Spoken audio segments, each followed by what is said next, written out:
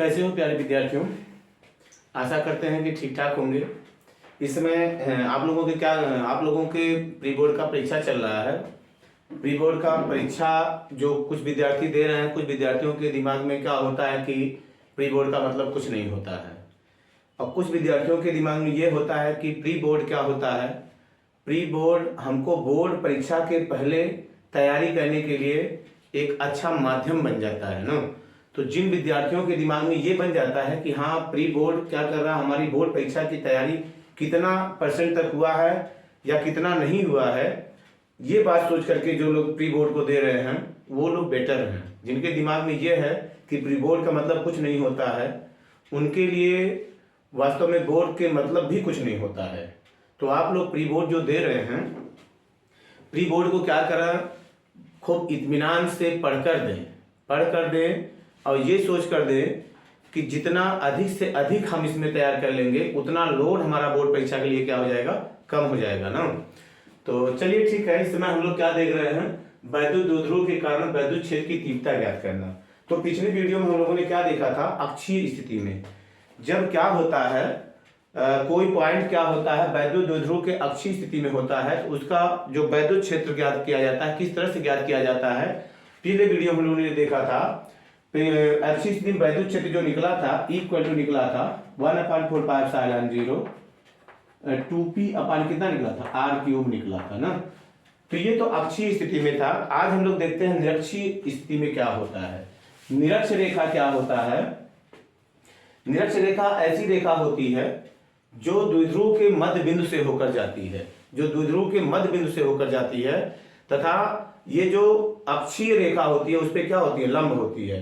द्विध्रुव के मध्य बिंदु से जाती है तथा अक्षीय रेखा पर, द्विध्रुव के अक्षीय रेखा पे क्या होती है, लंब होती है। उसको हम लोग निरक्ष रेखा कहते हैं।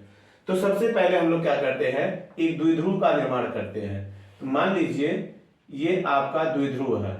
द्विध्रुव तो समझ में आया, पिछले वीडियो में हमने देखा द्विध्रुव क्या होता है, ये -q आवेश होता है, ये +q आवेश होता है, बराबर दोनों आवेश होते हैं, केवल इनका साइन क्या होता है, भिन्न भिन्न होता है। ये द्विध्रुव आपका होता है। तो मैं बताया हूं द्विध्रुव के मध्य बिंदु से तथा इसके अक्षीय रेखा के लंबवत जो रेखा होती है, इसी रेखा को हम लोग क्या कहते हैं, निरक्ष रेखा कहते हैं। तो मान लीजिए कोई पॉइंट है इस निरक्ष रेखा पर है, द्विध्रुव के निरक्ष रेखा पर है। जब द्विध्रुव के निरक्ष रेखा पर है तो इसको निरक्ष रेखा हम लोग कहेंगे। ये जो +q है, ये जो बिंदु P है, इसको मान लेते हैं आप कुछ पॉइंट मान लीजिए ये A है, ये B है। तो P की A से दूरी जो होगी, P की A से दूरी P की B से दूरी क्या होती है, समान होती है। ये दूरियां दोनों क्या होती हैं, समान होती हैं। ज्यामिति से हम लोग लिख देंगे, ज्यामिति से क्या होता है, ज्यामिति से क्या होता है, जो PA होता है और PA होता है, PB होता है, PA बराबर क्या होता है, PB होता है ना। इसको हमको प्रूव नहीं करना है, ज्यामिति में ये चीज हम लोग सीख चुके हैं। PA बराबर PB होता है, बराबर कितना हम लोग x इसको क्या किए हैं, मान लिए हैं ना, मान लिए हैं। तो यहाँ पे हम लोग क्या करेंगे, पहले क्या करेंगे, प्लस के कारण वैद्युत क्षेत्र देखेंगे, फिर किसके कारण देखेंगे, माइनस के कारण हम लोग वैद्युत क्षेत्र देखते हैं। तो जो प्लस के कारण वैद्युत क्षेत्र होगा, देखिए जो प्लस के कारण वैद्युत क्षेत्र होगा, प्लस के कारण वैद्युत क्षेत्र में बताया था, प्लस के कारण वैद्युत क्षेत्र क्या होता है, बाहर की तरफ होता है। माइनस के कारण वैद्युत क्षेत्र क्या होता है, माइनस की तरफ होता है।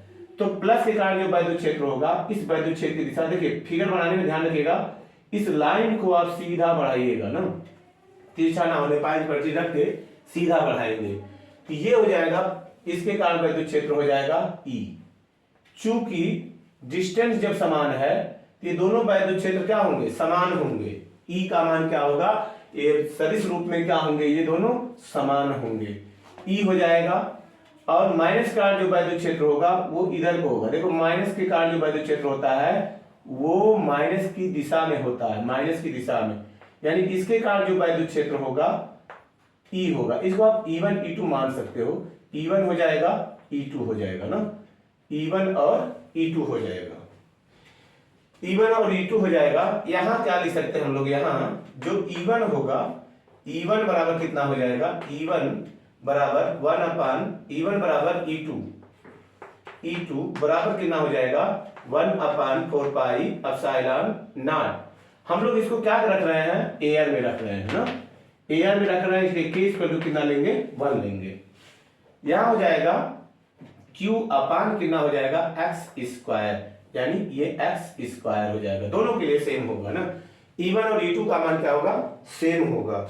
जब E1 और E2 का मान सेम हो गया, हम लोग क्या करते हैं, E1 को क्या करेंगे, दो भागों में वियोजित करेंगे।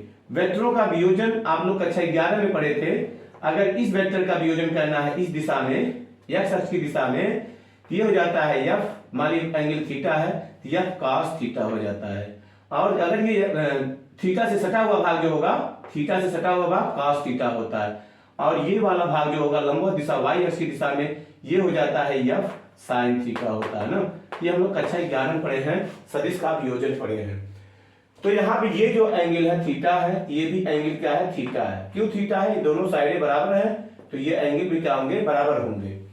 तो हम लोग देखिए क्या करेंगे, एक लाइन क्या करते हैं, इस अक्ष की, एक्स अक्ष की समांतर खींचेंगे। ये एक्स अक्ष अगर मान लीजिए है, इसके समांतर एक लाइन हम लोग खींचेंगे, ये वाली लाइन, एक्स अक्ष के समांतर लाइन खींच दिया। ये एंगल थीटा है, ये एंगल भी कितना होगा, थीटा होगा ना। इनको सम्मुख कोण कहते हैं अथवा संगत कोण कहते हैं, ये बराबर होंगे ना। ये कोण थीटा है, तो ये कोण कितना हो जाएगा, थीटा ही होगा। इसको हम लिख नहीं रहे हैं, देखिए ये थीटा है, एकांतर कोण है ना। इन दोनों दो समांतर लाइनों को जब कोई तिर्यक रेखा काटती है, देखिए इनको और इसको, ये तिर्यक रेखा काट रही है, ये कोण और ये कोण, यानी ये कोण बराबर होंगे। ये थीटा ये कितना हो जाएगा, थीटा हो जाएगा।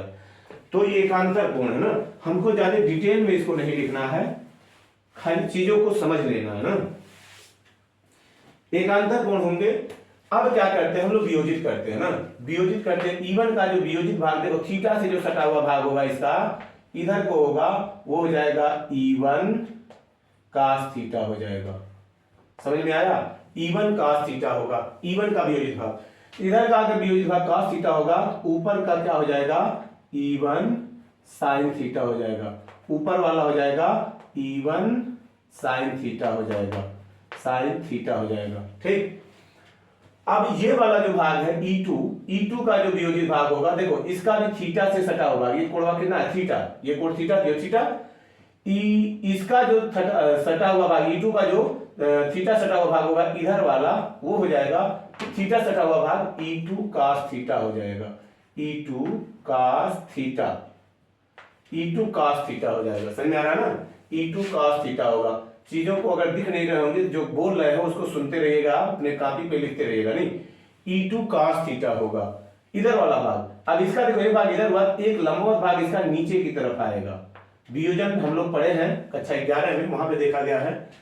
इसका एक वियोजित भाग देखो, इनका वियोजित भाग ये इधर को हो जाएगा, और इधर का वियोजित भाग ये हो जाएगा E2 sin थीटा हो जाएगा, E2 sin थीटा हो जाएगा ना। अब देखिए ये जो दोनों भाग हैं, E1 sin थीटा और E2 sin थीटा, जो E1 sin थीटा है, जो E2 sin थीटा है, ये बराबर, चूंकि E1 बराबर क्या है, E2 है, E1 बराबर क्या है, E2 है, और sin थीटा दोनों में है, तो E1 sin थीटा और E2 sin थीटा बराबर और विपरीत है ना। E1 sin थीटा और E2 sin थीटा बराबर और विपरीत हैं, इसलिए एक दूसरे को निष्प्रभावित कर देंगे ना। इन दोनों बलों का जो परिणामी आएगा शून्य आ जाएगा। तो यहां पे हम लोग लिखेंगे, देखिए लिखेंगे क्या, E1 तथा E2 को, E1 तथा E2 को क्षैतिज तथा ऊर्ध्वाधर भागों में वियोजित करने पर, क्षैतिज तथा ऊर्ध्वाधर भागों में, ऊर्ध्वाधर माने y अक्ष पे, ऊर्ध्वाधर भागों में वियोजित करने पर, भागों में वियोजित करने पर,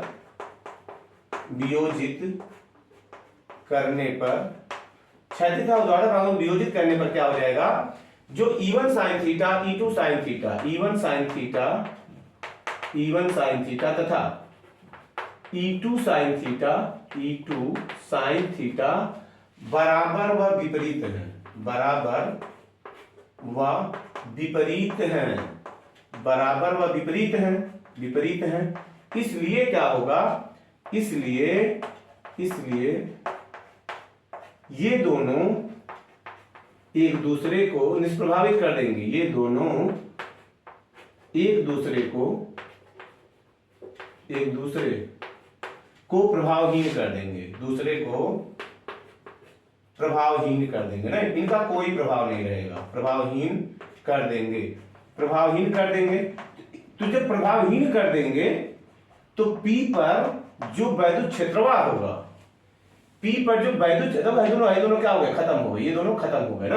जब खत्म हो गए तो P पर जो परिणामी वैद्युत क्षेत्र होगा, अब ये भी नहीं रह गया, ये भी नहीं रह गया, तो परिणामी वैद्युत क्षेत्र किसके कारण हुआ, इनके कारण हुआ। किसके कारण, E1 cos थीटा और E2 cos थीटा के कारण।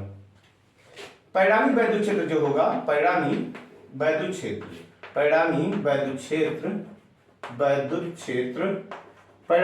क्षेत्र किसके कारण होगा, E1 cos थीटा तथा E2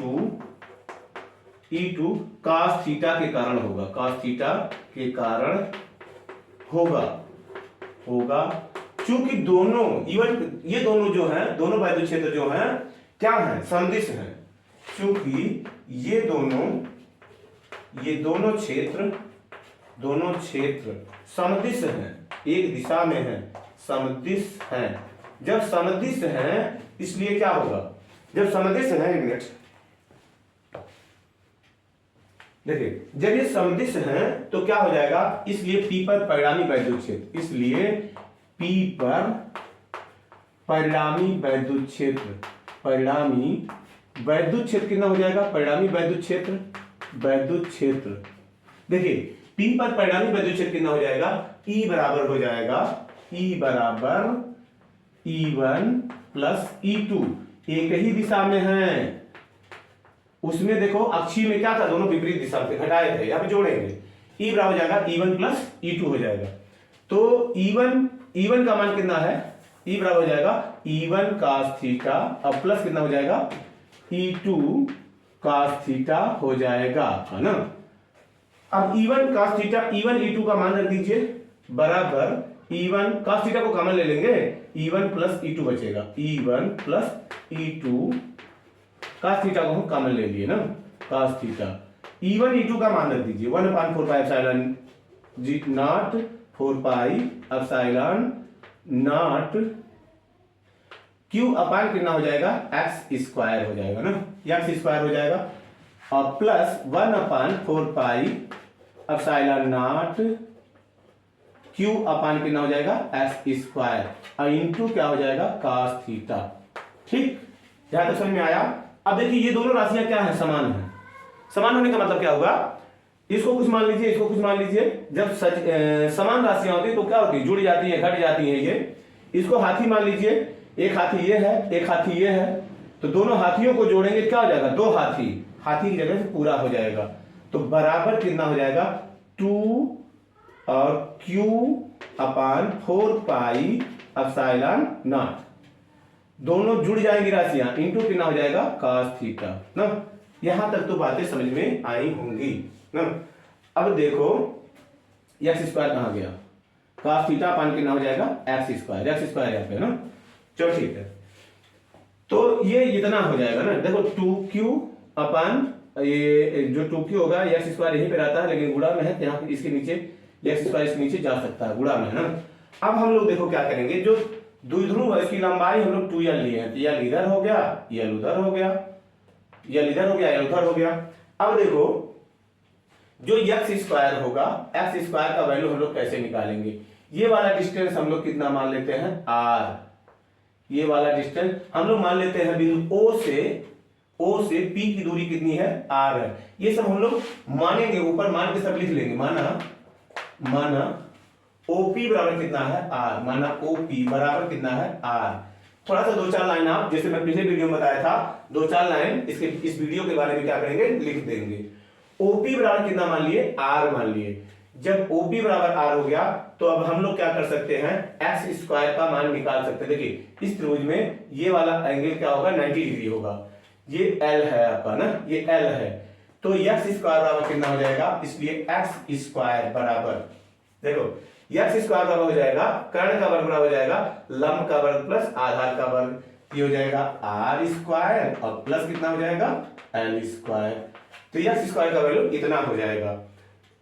एक चीज और देख लेते हैं, यहाँ पे cos थीटा का वैल्यू हम लोग यहाँ निकाल लेते हैं।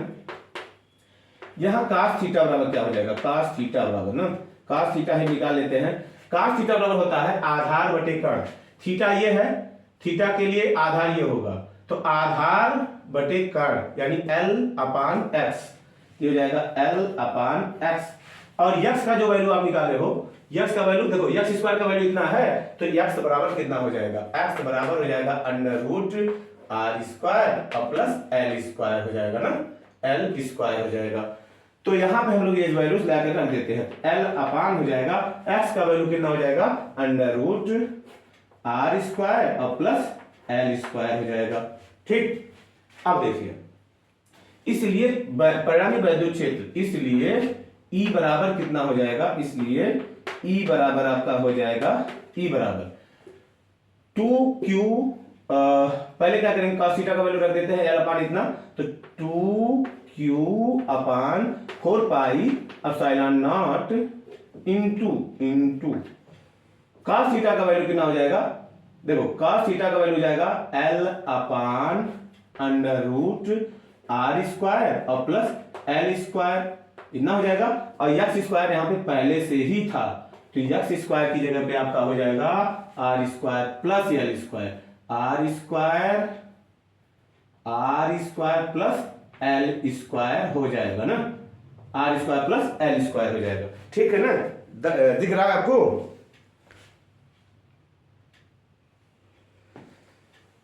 ये आपको नहीं दिखेगा तो थोड़ा सा देखते हैं, इसको थोड़ा सा इधर करते हैं, पीछे खींचते हैं। देखिए, इसको हम थोड़ा सा इरेज कर रहे हैं, देखिएगा, इसको इरेज कर रहे हैं, उसको इधर लेके आ रहे हैं। देखिए, इसको थोड़ा सा इरेज कर रहे हैं क्योंकि उधर जाने पर आपको नहीं दिखेगा।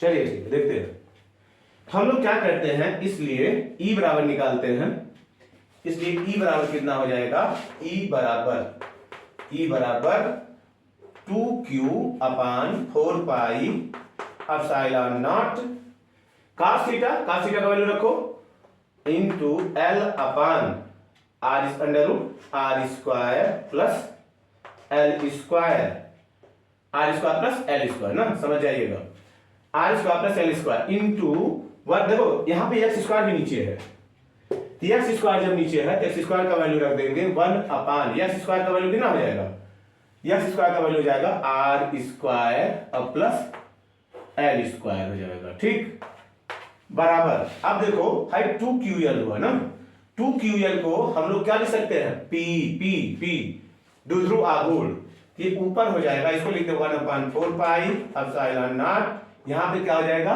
P अपान कितना हो जाएगा, इसको लिख सकते हैं R square plus L square power 1/2, कैडी को लिख सकते हैं इंटू ये हो जाएगा R square plus L square, इतना होगा।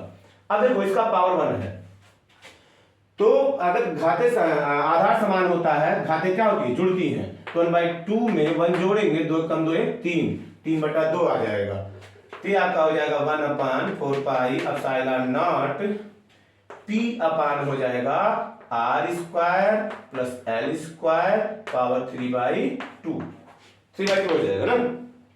ठीक, 3/2 हो जाएगा, ये आपका फार्मूला निकला ना, ये फार्मूला तो ये बना। अब इसमें हम लोग क्या कर सकते हैं, जैसे उसमें किए थे, यदि क्या हो जाए, ये जो R की वैल्यू है L से बहुत बड़ा हो, यदि R जो R है ग्रेटर क्या है L, तो L लगभग हम लोग क्या ले सकते हैं, तो L का वैल्यू लगभग हम लोग क्या ले सकते हैं, 0 ना, बहुत कम है, तो 0 रख सकते हैं। इसलिए क्या हो जाएगा, E बराबर हो जाएगा 1 अपान 4 पाई एप्सिलॉन नॉट और P अपान, देखो ये 0 हो जाएगा और ये 2 से ये 2 क्या हो जाएगा, कट जाएगा, घात में है ना, तो इसका कट जाएगा, क्योंकि घात का घात में गुणा होता है। 0 हो गया, तो मान लो इसका द्वितीय 6 हो जाएगा, 6 में 2 से भाग दें, द्वितीय 6 यानी r³ आ जाएगा, r³ आ जाएगा। ये आपका क्या हुआ, निरक्षीय स्थिति में वैद्युत क्षेत्र की तीव्रता होता है। देखिए इन सब चीजों की जरूरत आपको जब हम लोग चुंबक पढ़ेंगे ना, चुंबक पढ़ेंगे, चुंबक में भी अक्षीय स्थिति में चुंबक भी क्या होता है, चुंबकीय द्विध्रुव होता है। चुंबक में देखा जाएगा चुंबकीय द्विध्रुव होता है, तो वहां पे इन चीजों की आपकी जरूरत पड़ेगी कि जो वैद्युत द्विध्रुव के कारण हम लोग अक्षीय निरक्षीय में कितना निकाले थे वैद्युत क्षेत्र की तीव्रता, उसी के आधार पर चुंबकीय द्विध्रुव के कारण अक्षीय और निरक्षीय स्थिति में हम लोग क्या निकालेंगे, चुंबकीय क्षेत्र की तीव्रता निकालेंगे ना। तो इस तरह से ये आपका क्या हुआ, क्या नाम होता है, निरक्षीय स्थिति में वैद्युत क्षेत्र की तीव्रता होगा ना। आशा करते हैं समझ में आया होगा। दोनों में देखो डिफरेंस क्या होता है, वो 2p/r³ था, 2p/r³ था, और ये क्या होता है, p/r³ होता है ना। तो ध्यान रखेंगे दोनों के फार्मूले में क्या डिफरेंस है, इसको ध्यान रखिएगा ना। इसका दूना होता है, वो अक्षीय स्थिति में वैद्युत क्षेत्र क्या होता है, इसका दूना होता है, तो इस चीज को ध्यान रखिएगा ना।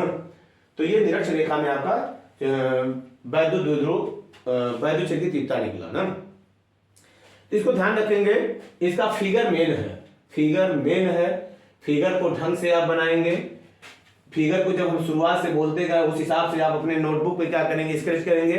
स्केच करने के बाद क्या करेंगे, फिगर को 2 बार 3 बार 4 बार बनाएंगे, तब जाकर के आप सवाल को इसको करना, ड्राइव करना, और उसके बाद क्या करना, फिगर के बारे में 4-6 लाइन लिख देना। यहाँ पे भी आप क्या लिखोगे, मान लेते हैं AB क्या होता है, एक वैद्युत द्विध्रुव होता है, इसकी निरक्ष रेखा कौन होती है, OP होती है। और निरक्ष रेखा कौन सी होती है, इसको कुछ और मान लो, ओ कुछ मान लीजिए, इसकी निरक्ष रेखा मान लीजिए OY मान लो, इसकी निरक्ष रेखा OI होती है। OI पर कोई बिंदु क्या है, P है, निरक्ष रेखा पर कोई बिंदु P है। प्लस Q के कारण वैद्युत क्षेत्र E1 है, और माइनस Q के कारण वैद्युत क्षेत्र E2 है। देखो ये E2 है। ये सब चीजें क्या करोगे, आप लिख दोगे। बाकी चीजों को तो हम यहाँ लिख दिए थे ना। तब जाकर के क्या होगा, आपका ये जो ड्राइवेशन होगा कंप्लीट होगा।